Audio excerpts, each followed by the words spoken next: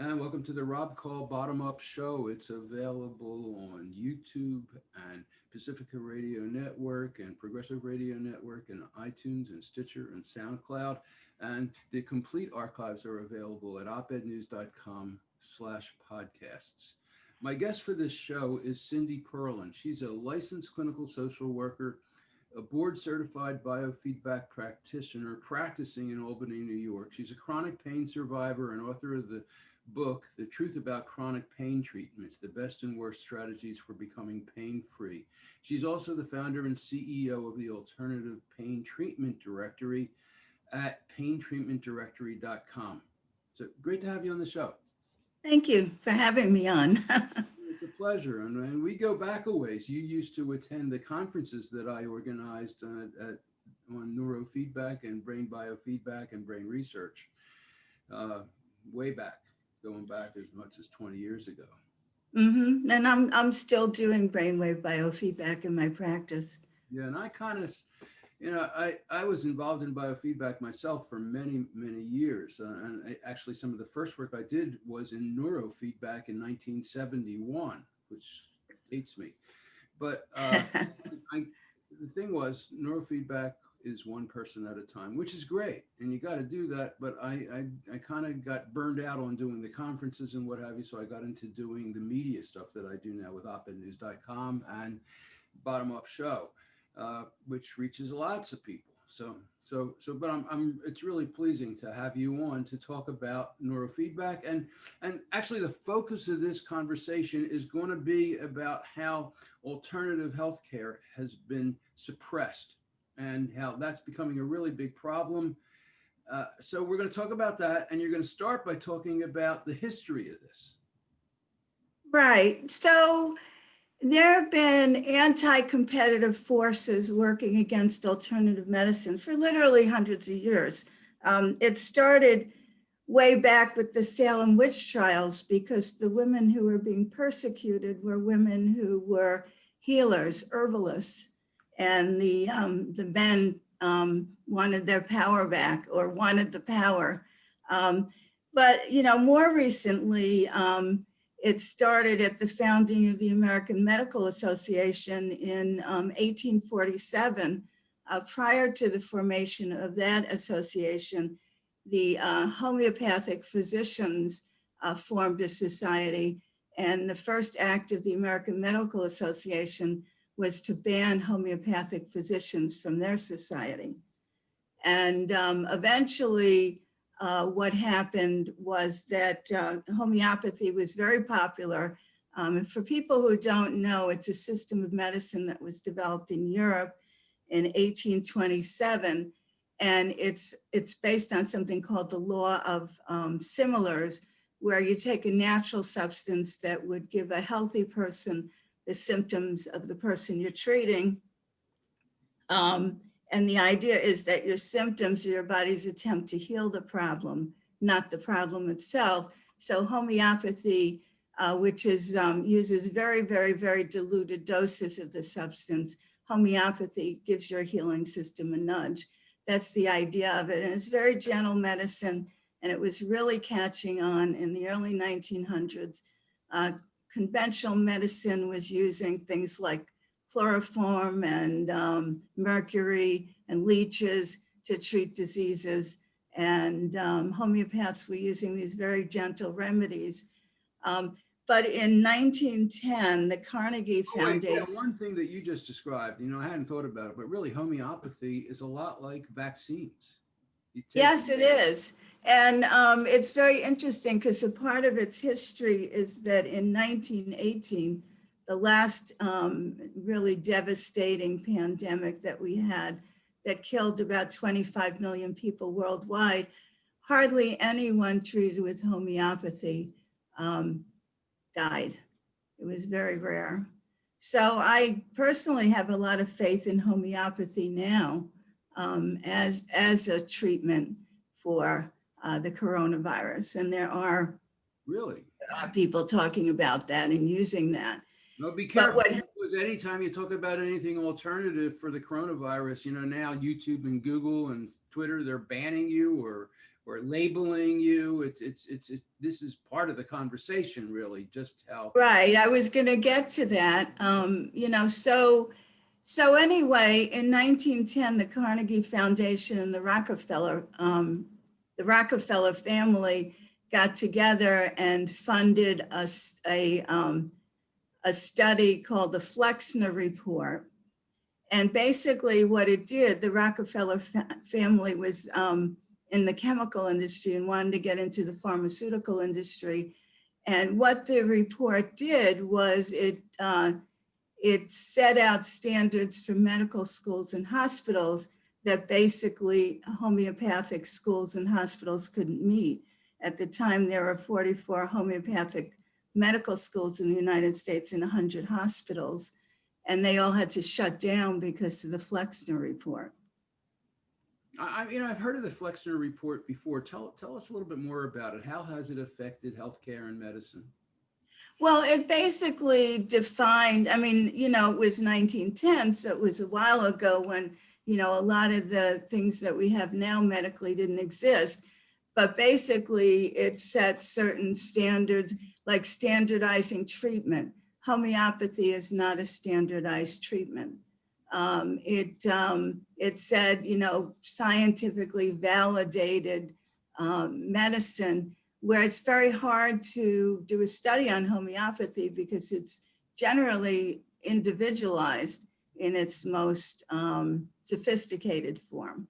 There are people who take a remedy here and there, but the classic homeopath does a very thorough evaluation, not just looking at the symptoms of the current problem being treated, but the whole person, what are their moods like, what's their sleep like, what kind of foods do they like? It's a whole set of questions that determine which remedy would be most likely to help, would be the best fit for the person's symptoms. So it's very hard to study. So the Flexner Report, set those standards that homeopathy couldn't meet, and then, the hospitals couldn't continue to operate and the medical schools couldn't continue to operate.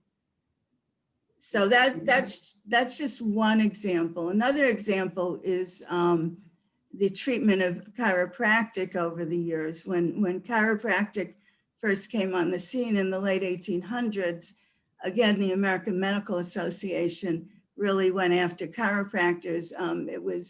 It was made illegal to practice chiropractic, and it wasn't until the 1970s that it was legal to practice chiropractic in every state in the United States.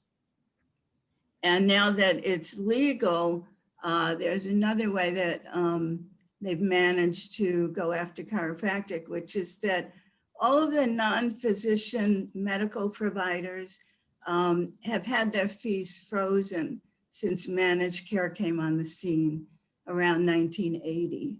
It kind of rolled out across the country. But what happened is that managed care came in and slashed fees to all kinds of providers. But then over the years, what they've done is physicians have gotten raises, but physical therapists, mental health providers, chiropractors have had their fees frozen basically at 40-year-old levels. So, imagine having a job and not getting a raise for 40 years. So that's made it very difficult. Licensing in general is aimed at restricting competition. Even psychologists, in some states you can have a master's degree, some states you have to have a PhD. The experience and the supervision, and those are all elements in not just maintaining a quality profession, but also maintaining a limited access to people and keeping the competition out to keep the prices up as well. Right. Well, if it's expensive to get licensed, if you have to go to school and take on student debt and, go through all the supervision and everything else that it takes to get a license. And then when you get there, you're getting a subsistence pay. then people aren't going to enter the field. And over time, you're going to really restrict the availability of the service. So that's what's happening in an extreme sense already with mental health providers, that all across the country, there are severe mental health provider shortages, except in, a few larger metropolitan areas that tend to attract more professionals. Other than that, most of the country is severely short of mental health providers and physical therapists. And they're getting their, economically as well. I mean, if you don't have a big income, if you don't have a great healthcare plan, and not many, even not many healthcare plans cover mental health.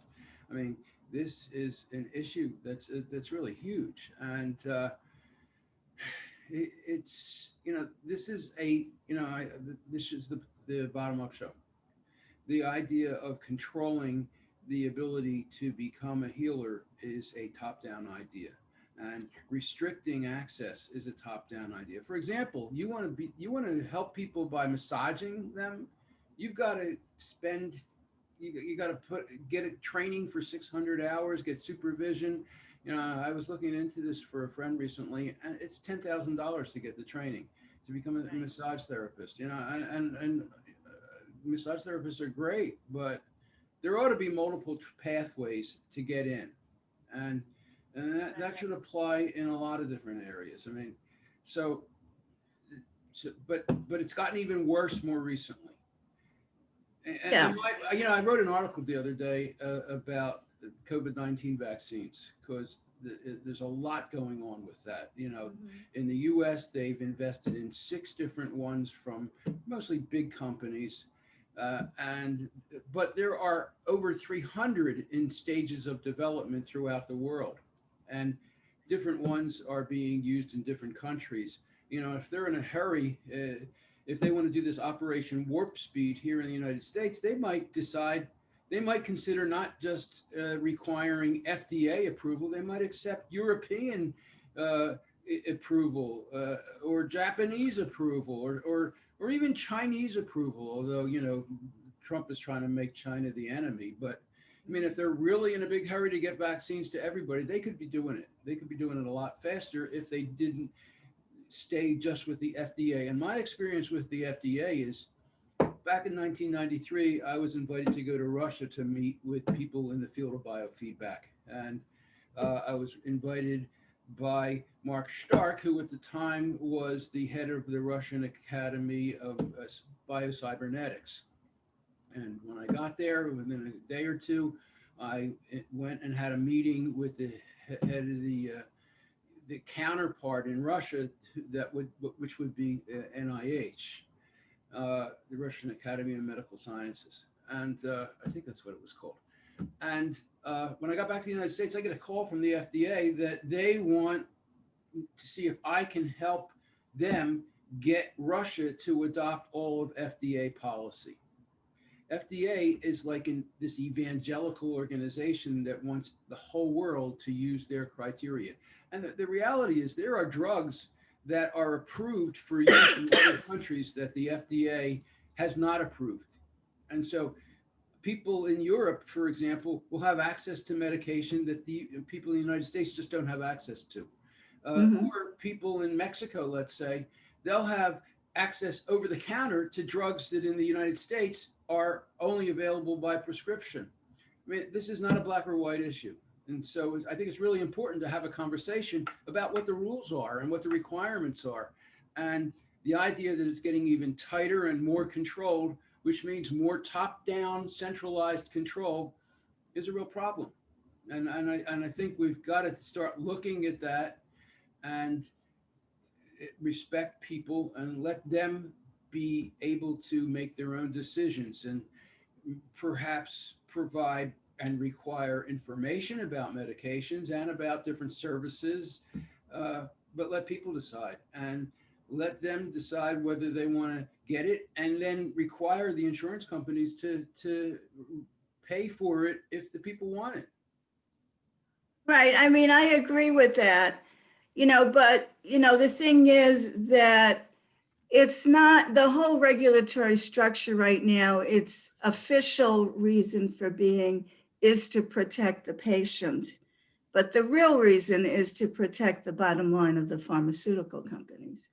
There's a revolving door between the FDA and the pharmaceutical companies in terms of the political appointees, in terms of the lower level staff, that if you're nice to the pharmaceutical companies while you're in government service, you could get a much more lucrative job at the pharmaceutical companies when you leave government service. So that tends to influence a lot of the decisions that are made.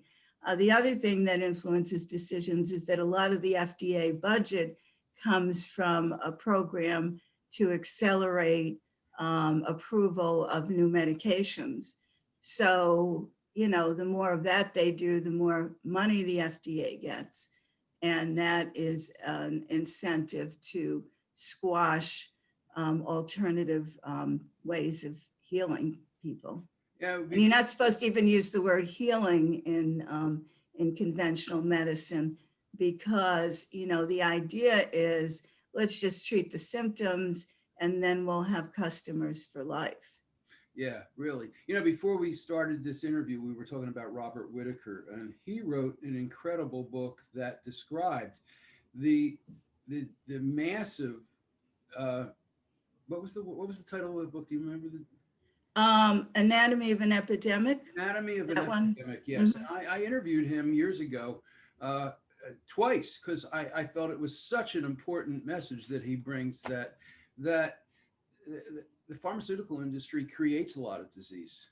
You know, there are a lot of pharmaceuticals. You take it and you become addicted to it, or it creates other problems for you. One of the big examples that he gave was if kids take stimulant medication like Ritalin or what have you, it will actually trigger other lifelong illnesses like bipolar disorder or OCD and what have you, or other neuro neurobehavioral continuum disorders. And so we've got a problem with the FDA and the drug industry, because their goal, as certainly as Whitaker puts it, and I agree, is to get every person to have a diagnosis for which they are required to take medicine for the rest of their lives. Right, right. And they, you know, the medications do alter people's brains so that they, you know, rather than have a life situation, you know, that they're working through and they're experiencing depression because of circumstances, if someone gets put on an antidepressant at that point in time, they're likely to develop chronic depression. That's one of the things that Whitaker wrote about in his book, what he documented. He couldn't find anybody on psychiatric medication who had stayed on it who got better. The only people that he found who got better were the people who ditched their psychiatric medication. And that's true for a lot of things. I mean, one of my areas of expertise is treating chronic pain. And if you know, early on start treating people's pain with opioids, they're much more likely to have chronic pain than if you didn't give them opioids and they use some other, you know, pain alleviating treatment. Keep going. I'm looking up a there's a whole another writer who writes a lot about this, and I wanted to just get her name and refer to her as well. About the psychiatric drugs, Yeah, yeah. Jackson, Dr. Jackson, maybe Grace Jackson. Bonnie Burstow, who I Oh, also have okay. interviewed. Bonnie Burstow is the author of Psychiatry and the Business of Madness, and she documents how most of the psychiatric drugs, you're better off without them. I mean, short term, they may help to stabilize people, but the reality is the reason that psychiatric drugs are necessary is because we have such an alienated culture, so disconnected from community and from family. Uh, you know, the best way to treat somebody, even with something chronic like bipolar disorder or schizophrenia, is to put them in a community, to take care of them as a part of a family, as part of a community. And the drugs, the, what Burstow says is that drugs make things worse in the long run. Yeah, in my practice, I've treated people who have anxiety and depression, and they may be on 5 different psychiatric drugs at high doses. I had one guy call me up once and he said, I'm on all these psychiatric drugs. And I said, do they help? And he said, well, they take the edge off. So when people come in, I have people rate the severity of their symptoms, and every symptom was at a 10 on a scale of 0 to 10. And I looked at that and I said, how are these drugs taking the edge off? If everything's at a 10. And, I've been able to wean people off of psychiatric drugs with neurofeedback and various kinds of psychotherapy. But it's a long process because you can't just go off of them. I actually had a former client, after I stopped seeing her a couple of years later, her psychiatric drugs ended up causing a psychosis, and she killed her daughter because of a delusion that she was having. Well, And she, the thing is, and I want to say, I am not totally anti-medication. I take the flu shot. I'm looking forward to getting the COVID-19 vaccine, although I do not want to take the mRNA one, the one that has just been approved, because that kind of a vaccine has never been used on humans before. And even though they may have done a big study with it for a couple months, the normal process is years and years of studies on it. And so I'm going to be sure that when I get vaccinated, it's with a dead virus, like vaccines have done for decades. But I'm not anti-vax or anything like that. I'm doing pretty well. I mean, I try to keep in shape, and I try to eat healthy, and I exercise. And so at 69 years old, I'm not taking any medication at all, and I don't need any medication. mhm.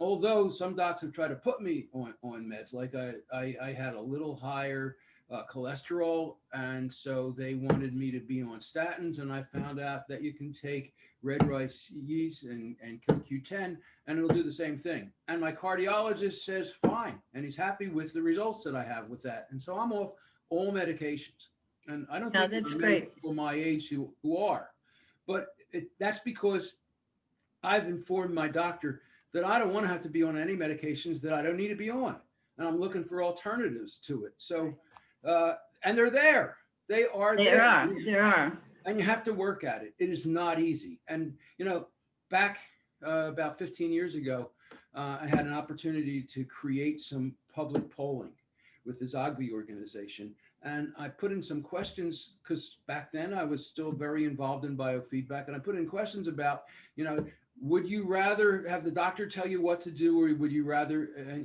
be able to take responsibility for your own health?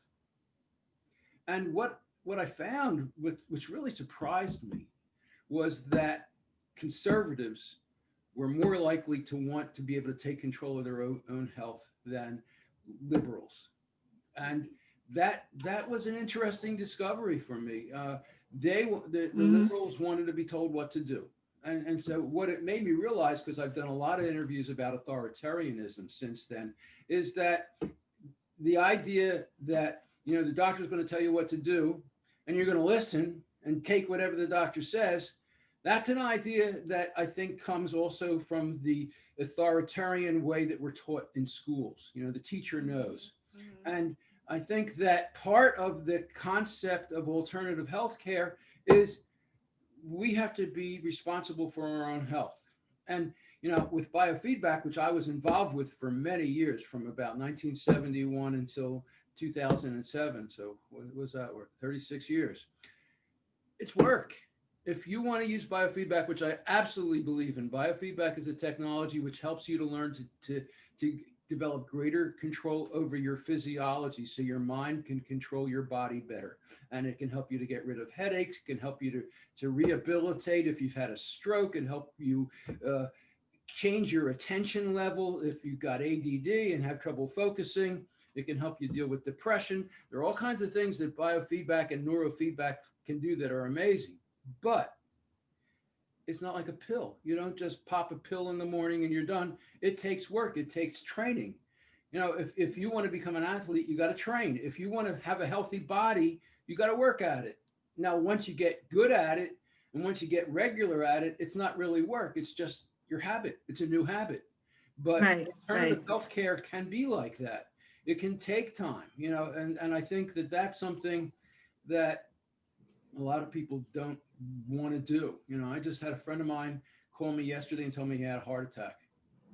I've been trying That's for too years. bad. Yeah, I mean, and he's doing it right. He had 2 stents put in, and he's going to make it. But I've been trying to tell him for years, get out and exercise, get on your bike, walk, do something, and he doesn't do it. And there are too many people like that. And Yeah. so listen, if you're not exercising almost every day regularly, at least taking a walk for half an hour, please go out and do it. Go out and talk to the trees, like the Native Americans do. Connect with nature, and find this find the space in your life to do it, because it'll keep you alive longer and it'll keep you healthier. A friend of mine, Jim Donovan, wrote a book called "Don't Let an Old Person Move into Your Body." And that's what, if you don't exercise on a regular basis, and if you don't eat reasonably healthy, that's what you're going to do. And you don't want to do that. You want to stay as young as you can. Yeah, yeah. It's very important, but I think a big part of that is that doctors just say, "Oh, here's a pill for that." My brother just passed away, and he started having heart attacks when he was 48. He became an insulin dependent diabetic, and then the last couple of years he was on kidney dialysis. And Wow. he was big into the medical system. He was going to the doctor several times a week towards the end. Give me a pill, give me this surgery, give me this, give me that. And, I would try to talk to him about alternatives and, he wouldn't do them, So the, so the he, alternative is saying to your doctor, instead of giving me a pill, what can I do? I'm willing to do extra. You right. need to be able to do that. And we need to take a brief break, and then we'll be back. And I want you to talk about the tactics that are used to shut down alternative healthcare. Okay. Okay, We're, great. uh, we're going to pause for about 30 seconds, and then we'll come Okay. back.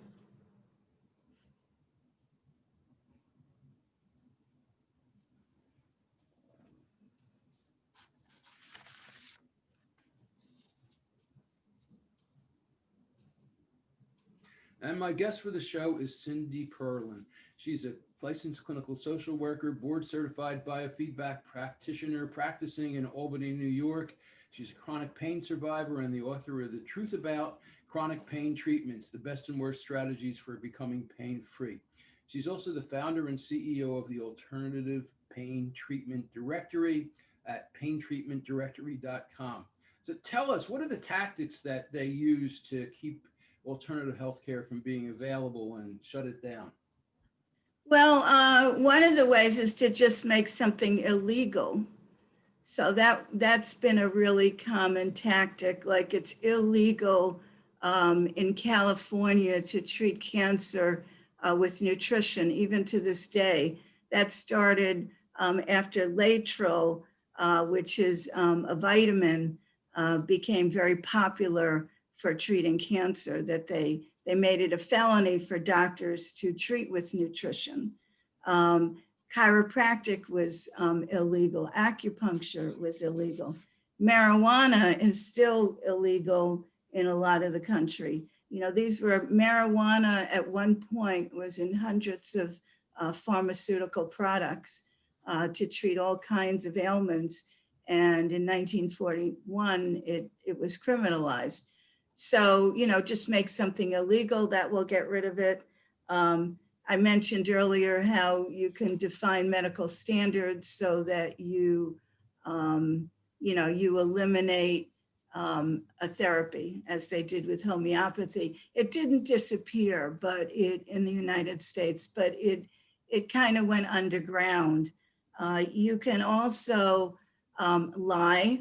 You can lie about how effective and proven something is. They'll say if most people go to their doctor and mention alternative therapy, the doctor will automatically say, "Oh, it's never been proven."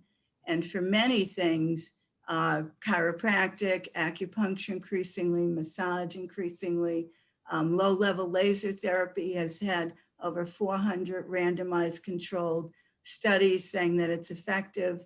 But the doctors will still say, oh, that's not been proven. Don't waste your money. Don't waste your time. Here, just take this pill instead. Or surgery.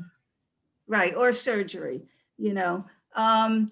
In 1994, there was a law that was passed, the Dietary Supplement and Health Education Act, and that actually made it illegal for somebody who produces or sells a product to make any kind of health claims about the product, even if they're true. And if you do that, you can end up in jail. It's a criminal act. One of the things that I've done with that, there are certain things that I take because I think that it's going to help me. I'll do reviews on Amazon, and I'll say, I'm taking this because of this. Yeah.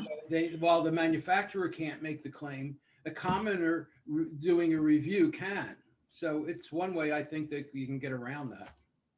Well, yeah, except that, if it's on the package or on the food, hey, this really will help you with your arthritis, or this will boost your immune system, or, people are much more likely to buy it. There's a guy, a lawyer, Jonathan Emord, and he wrote a book called Global Censorship of Health Information. And he talks about how this is going on all over the world, that, you're not allowed to say that something helps a condition. And it's because the pharmaceutical companies have so much money and so have so much power. They've really leveraged their money to help them get more power and to, make more money so that they have more power. It's an endless cycle. And it's someone who's selling a natural substance does not have the money to have that kind of influence. The only way you could make a clear health claim for a product is to go through the drug approval process that the FDA has, which takes years and hundreds of thousands of dollars. And the way that 1994 law is written, if you have vitamin C that you're selling and you go through all those studies, that other company that's selling vitamin C can't piggyback on your research and say, okay, vitamin C has been proven. The way the law is written, that other company also has to spend hundreds of thousands of dollars to validate that. So it's a system that's very lopsided. This Jonathan Emord actually got he took the whole issue to court at one time and in the US, and got a ruling that allows people to make some health supporting claims as long as they say with that, these claims haven't been evaluated by the FDA. However, even though that's in place and people do that, the FDA has still gone after companies that have made even very mild health claims. It's like a religious organization, the FDA. It's like the control they want is just unbelievable. And having an organization that assesses research to determine that something is safe is a good idea. But the FDA has been corrupted. It's a revolving door of pharmaceutical people who go in there to control it and run it, and that's still the case. And I don't see that stopping anytime soon. In your list of tactics, you include, you talked about criminalizing therapies, but you also talk about censorship and banning books and media refusal to publish information. Talk about that. Yeah, so I mean, from a mainstream media point of view, there's a financial disincentive to talk about the benefits of alternative medicine, because if you look at the advertising in any mainstream media, a lot of their money comes from the pharmaceutical companies. So, what's happened, I mean, the things have changed since we have the internet. The internet for a while was much freer in terms of people being able to get information out on alternatives. But in recent years, as the social media companies have become bigger and more powerful and more profitable. What's that? And Monopolistic. monopolistic. Right. You know, what they've done is that they shut out people who are offering alternatives to pharmaceuticals or criticizing pharmaceuticals. This got really escalated during that measles outbreak, where states started mandating that children have to have all the vaccines that are recommended or they can't go to school. And that's despite the fact that people have religious objections or they have medical reasons not to take the drugs or not to take the vaccines. So they really cracked down on that. And then anybody who spoke out against that whole thing of mandating vaccines and the official line that vaccines are safe and don't cause any problems, if you were critical of that, you got removed from the internet. It's You had your, interesting because Quinnipiac University just released a poll this week.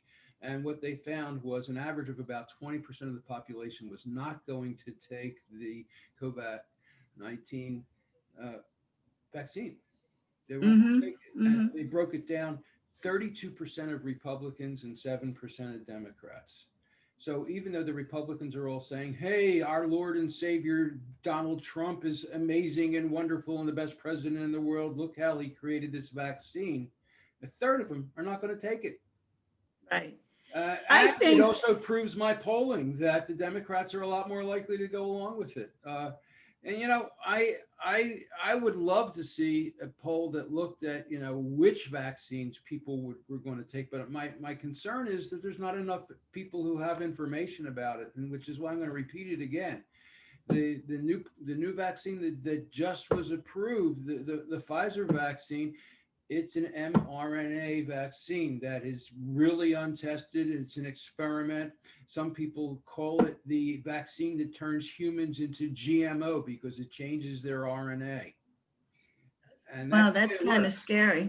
Yeah, that's kind of the scary. way it works. If you research the mRNA vaccine, what it does is it shifts around your mRNA, your RNA, so that it starts to deal with the things that stick out of the virus, and it attacks that, which is the part of the virus that attaches to people. And I think that, I'm going with the old one. I'm going to go with the old tested one. And there are a number of those, Johnson & Johnson, Janssen, theirs is going to be that way. And also the AstraZeneca, Oxford University one, which costs 1/5 as much, is also going to be the old-fashioned dead virus version of it. So you're going to have choices, and what I'm worried about is that people don't even know there are choices. And like I said, I'm going to get a vaccine, but I'm not going to take the one that's the experiment. Well, what I find really troubling about this whole process is that it became obvious really early in the pandemic that people who had healthy immune systems were unlikely to have serious consequences from COVID-19. And we know that there are many things people can do to boost their immune system. And yet the medical community, the mainstream community, is not talking about that. What's that? Talk about it. Yeah. So, I mean, there are things like, if you have a healthy diet, if you take certain supplements like zinc and vitamin C and vitamin D, and if you get enough sleep, if you laugh, if you exercise moderately, all of those things boost your immune system. If you have social interaction, if you interact with animals, all these things boost your immune system. But they're scaring people, just wear masks, just stay isolated, which, I'm not objecting to. But in the meantime, while people are doing that, if they had been coached on things they could do to protect themselves, and, part of it is how much motivation do people have? And when people are faced with a life-threatening situation that's in their face, as opposed to a long-term risk, say, of heart disease, there's more motivation. So if they were talking about it, more people would be doing it.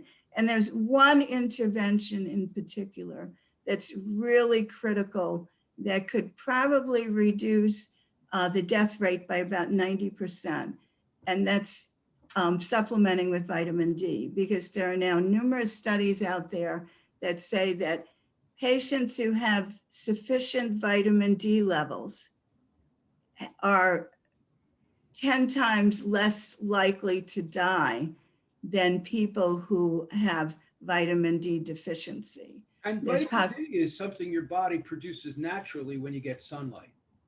Right, but most people don't get enough sunlight in this time of year. I mean, one of the reasons there's more flu, and one of the reasons that there's a surge in the coronavirus, is that people's vitamin D levels go down this time of year because they're not out in the sun. But some people, if you slather on suntan lotion, or if your skin is dark, even if you go out in the sun, you're not going to be making much vitamin D. If you live in the Northern Hemisphere, if you're older, certain drugs, will keep your body from making enough vitamin D.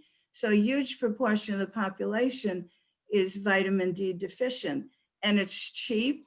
You can test people's levels to see where they are, and then have them supplement and test to make sure they're okay. Or if you're not someone who gets a lot of sun, who's light-skinned, just start taking vitamin D, because it will protect you. And, the evidence is there. Is it a particular vitamin D that you should be taking? Well, it's more, you should take the natural form, which is D3, as opposed to the synthetic form, which is D2, because the natural form is more readily absorbed. Okay. So I want to keep going, but that's good information. So zinc and vitamin C and D3, basically. And I would say of all of them, D3 is the most critical. And I'm taking all of them. Good. And then there's also a thing about, if you're taking zinc, you want it to be able to get inside the cell where the virus is hiding. And so you need a transporter molecule. And Dr. Joe McCullough, who is an online holistic health doctor, has been doing this for decades. He says that actually low doses of hydroxychloroquine are safe and transport the zinc into the cell. And that the studies that said that hydroxychloroquine was dangerous used known toxic levels of the drug. And he says they did that because hydroxychloroquine is cheap and readily available. And let's face it, the pharmaceutical companies want to cash in on this. They're very bottom line oriented, and the chance of profit, if it's a new patented drug, are unprecedented. They're saying that Pfizer and Moderna, the two companies making this mRNA vaccine, are going to exceed $32 billion in 2021. It's amazing. And I'm kind of I haven't taken a stand on hydroxychloroquine. I don't know. I haven't taken it, but I want to move on. You talk about censorship and banning books too, really? I mean, well, not so much recently, though. Amazon, during the measles outbreak and the anti-vax movement, they took certain books off their website. Facebook, they took down people's pages, including moms with autism, moms with children with autism, who felt that the vaccination had caused their child's autism. And, personally, I believe that that is likely. I work with kids with autism in my practice, and I've met parents who said their kids were fine until about 18 months old when they got certain vaccines. And then, the kids regressed within 24 hours. They were withdrawn and non-responsive and out of control. And, it was a night and day thing. And I'm not opposed to vaccines on principle. I think the early vaccines were developed very altruistically. I think it was Jonas Salk who developed the first polio vaccine. he didn't want to make any money off of it. He didn't patent it. He just wanted it out there. He wanted affordable so everybody could have it. That's not what's been going on in recent years. And Yeah, that's one of the messages that I'm hearing, is that vaccines have changed in the last couple of decades, and the approach that they took to them before in the early days, which was much better, is different now. And I'm not clear how it's different, though. well, I think one of the things is people think you're just getting a weakened virus, but there's a lot more in there. There's preservatives. There's something called adjuvants that actually get your immune system to make a more robust response to the weakened or dead virus. So, and those things that are in the vaccines, some people genetically are better at clearing those toxins than others. So they found, I'm not totally up on this, but they found some genes in kids that limit their ability to detoxify. And those are the kids that seem to be most vulnerable to damage from the vaccines. There ought to be a way to test them so that they could not give them to those kids. Well, yeah, but what that would do is if you were eliminating some people from a vaccine program, then you don't make as much money because you don't sell as many vaccines. Well, but they started releasing the Pfizer vaccine in England, and they found out that people who had acute allergic reactions reacted to the vaccine. So they're now saying people with allergic reactions shouldn't take the vaccines. And if somebody gets hay fever now, they're thinking they shouldn't take the vaccine, which I don't think is true. The people who reacted, they had EpiPens. They knew that they were highly allergic at a life-threatening level to allergies. But there's an example where they're not giving the vaccine to certain people who they know could have problems. So it is doable. So I want to keep going on, though. You talk about the tactics used to block alternative therapies that include assassinations and assassination attempts. What? Really? Yeah. I mean, one example was Dr. Max Gerson, who was a very prominent Park Avenue physician in the 1950s. And he kind of stumbled upon a diet that would heal cancer. And he started treating patients with it, having success, getting on the radio, talking about it, was writing a book about 50 cases that he worked on. And he became very ill just as his book was done, and almost died. And it was later discovered that his secretary was giving him doses of arsenic so that and while he was very ill, his manuscript disappeared. And this was before computers and copy machines. So basically his only copy of the manuscript was stolen while he was ill. And he luckily recovered and rewrote the book and put it out there. But, he was, somebody tried to poison him. There have been stories of, some of the doctors advocating for Laetrile very publicly for cancer, being shot at and intimidated in that way. Other people have been, really hounded to death, like Harry Hoxsey, who had an herbal cure for cancer, and he had 17 clinics in his, and he wasn't a doctor, but he was hiring doctors to administer the herbal treatments. He had 17 clinics around the country, and they kept arresting him. They arrested him hundreds of times for practicing medicine without a license. And at one point, his doctor told him to drink to handle the stress, and he died of alcoholism, basically.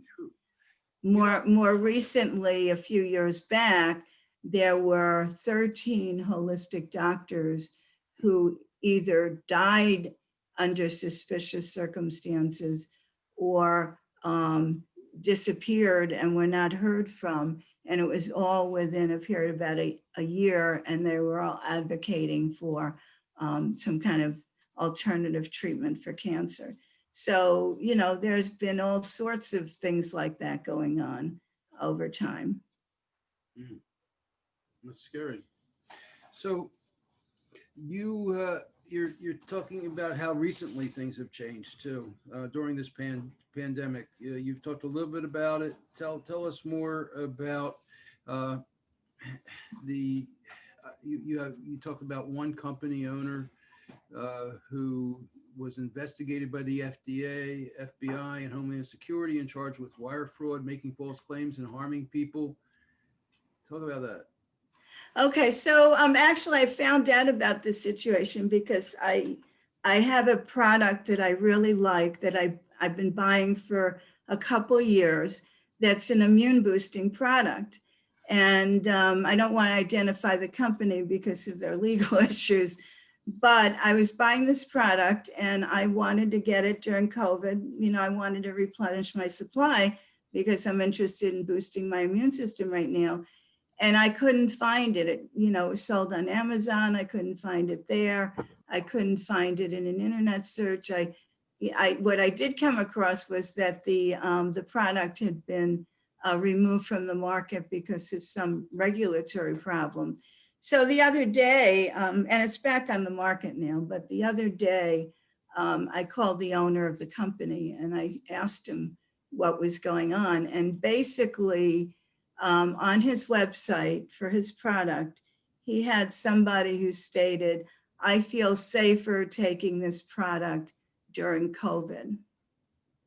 And he was, as you said, investigated by the FBI, the FDA, and Homeland Security, and he was charged with felonies. Those things you mentioned are felonies. He had to hire a legal team to defend him because you could go to prison for a long time, and ended up pleading guilty to a misdemeanor with no fine or no jail time, but had to constrain what he said, and now he's trying to be compliant. But that's the kind of censorship and criminalization that's going on. Dozens of companies, if not more, have been contacted by the Federal Trade Commission about claims they're making. And the purpose of this is to terrorize people. Even before COVID, I have this website, the Alternative Pain Treatment Directory, which is at paintreatmentdirectory.com. And I list products on the site that would help people who are in pain. And I've been running across companies who are too terrified of the FDA to list their product on a website that talks about alternative healing and, is saying that, certain kinds of therapies can get people better that are not drugs. So, it's really constraining these companies' ability to reach potential customers with health enhancing information and alternatives, so that the general public has a very lopsided view of, what's the best treatment for something. Now, my guest for this show is Cindy Perlin. She's a licensed clinical social worker, board certified in biofeedback, and she practices in Albany, New York. She's a chronic pain survivor and author of The Truth About Chronic Pain Treatments, the Best and Worst Strategies for Becoming Pain-Free. She's also the founder and CEO of the Alternative Pain Treatment Directory at paintreatmentdirectory.com. So I know you from the world of biofeedback, and you really haven't talked at all about biofeedback or neurofeedback. So give us a couple minutes. We've got a couple minutes left. Please talk about that. Oh, okay. So I've been practicing biofeedback and neurofeedback for about 25 years. And basically what it does is it teaches you to control your body. And if you can control your body and your brain, you can change your health and your mood. So I initially came across biofeedback when I was in chronic pain. I was disabled with back pain about 40 years ago, and doctors couldn't figure out what was wrong with me. And they couldn't tell me what I could do to get better. I was only 25 and they said, this could be you for the rest of your life. But I heard about biofeedback, and within one session, I felt better. I was 50% improved in one day because somebody told me, you can get control of this. Here's something you can do and you will feel better. So, that empowerment immediately took away a lot of the fear. And, what biofeedback does is it measures your physiology so that you can use that information to change what you're doing. So you can learn to control respiration, heart rate, blood flow, muscle tension, and even the electrical activity of your brain, which controls how your brain works. You can do that with biofeedback and neurofeedback. So what are the most common complaints that people come to you with for biofeedback and neurofeedback? Well, a lot of it is pain because I have a strong interest in that and put myself out there as, someone who can help them with pain. But it's also used for anxiety, depression, brain rehabilitation after stroke or a head injury, learning disabilities like attention deficit disorder. I have a kid I'm working with now, vaccine injury. And, he was doing really well. He's one of those kids that had a bad effect from vaccines when he was younger, and his mother wasn't vaccinating him, over the years. And then the vaccine mandates came along, and he wanted to continue to go to school. So he got more vaccines and ended up having a lot more trouble cognitively after that. So I've been working with him. How's that working? It's working really well. I mean, he was having trouble with focus and with processing information, and especially having trouble with math. And he's just doing a lot better, and he can feel the difference. Okay. Any final words? I just like everybody to know that there's much safer ways to treat everything than what conventional medicine is offering, and also preventively. And what I've learned, I'm sorry, but we got to wrap, but I just want to finish. What I've learned is that conventional medicine, if you've got something acute or chronic, acute, then it can help. If you've broken a leg, if you've been in a car accident, God bless the emergency room. But if you've got a chronic problem like diabetes or asthma or even cancer, very often alternative approaches, including diet and the alternative approaches we've discussed here, can really make a big difference. And those are where you've got to ask your doctor and go out and find an alternative healthcare provider. When you're doing a second opinion, if you've got something serious that's affecting your life for the rest of your life, check it out. Again, my guest has been Cindy Perlin. Her website is paintreatmentdirectory.com. Thanks so much for being with us here. Oh, thanks so much for having me on. All right.